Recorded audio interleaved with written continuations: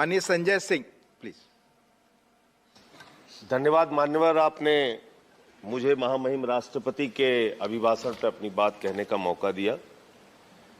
मान्यवर, जब मैं महामहिम राष्ट्रपति जी का अभिभाषण पढ़ रहा था तो मुझे लगा कि इतनी बड़ी बड़ी बातें इस भाषण में सरकार के द्वारा महामहिम जी के माध्यम से कहलवाई गई है जिसका वास्तविकता से कोई लेना देना नहीं है।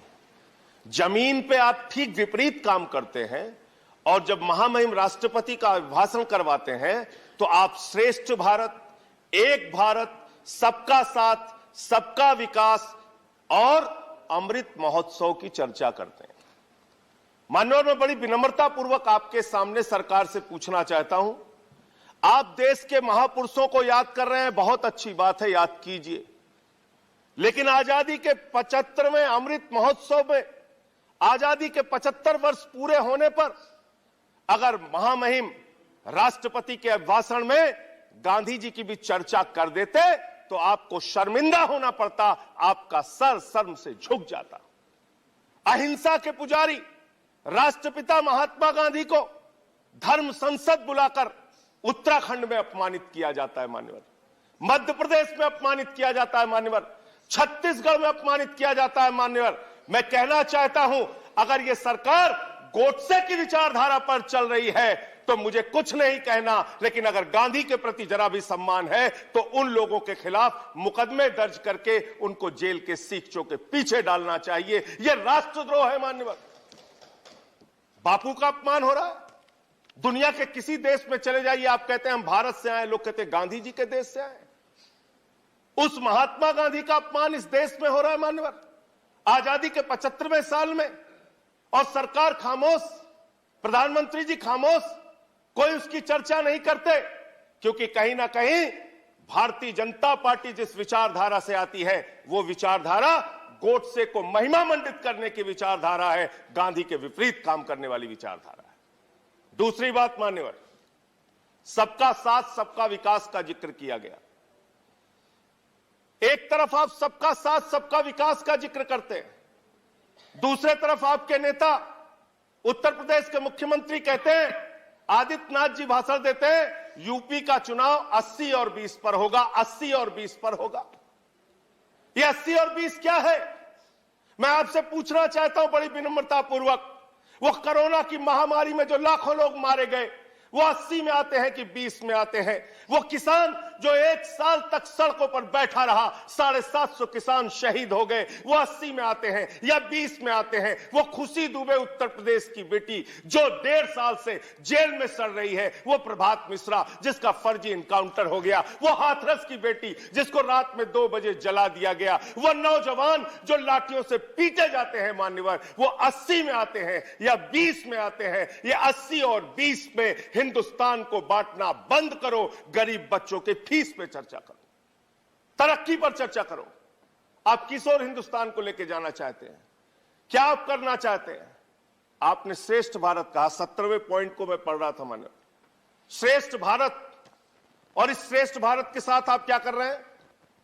माननीय गृह मंत्री जी बयान देते हैं मुजफ्फरनगर में जाके, दंगे याद है ना?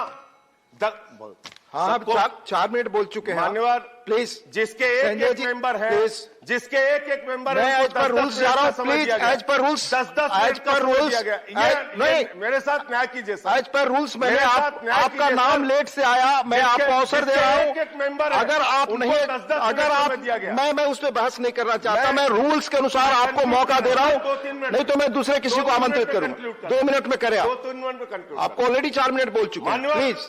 मान्यवर, मैं बड़ी विनम्रता पूर्वक आपसे कहना चाहता हूं, हमारे देश के गृह मंत्री इस भाषण में श्रेष्ठ भारत की बात कही गई, वो भारत श्रेष्ठ है, श्रेष्ठ था, श्रेष्ठ रहेगा, लेकिन उस श्रेष्ठ भारत को आप दिन रात पाकिस्तान से डराते हैं। बिहार का चुनाव होता है, पाकिस्तान से डराते हैं, यूपी का चुनाव होता है, पाकिस्तान से डराते हैं, पंजाब का चुनाव होता है, पाकिस्तान से डराते हैं। अरे पाकिस्तान से डराना बंद करो, हम 130 करोड़ हिंदुस्तानी हैं, हम किसी पाकिस्तान से नहीं डरते। अगर भाजपा के लोगों को डर लगता है तो चुनाव प्रचार में निकलना बंद कर दीजिए, लेकिन पाकिस्तान की चर्चा चुनाव में मत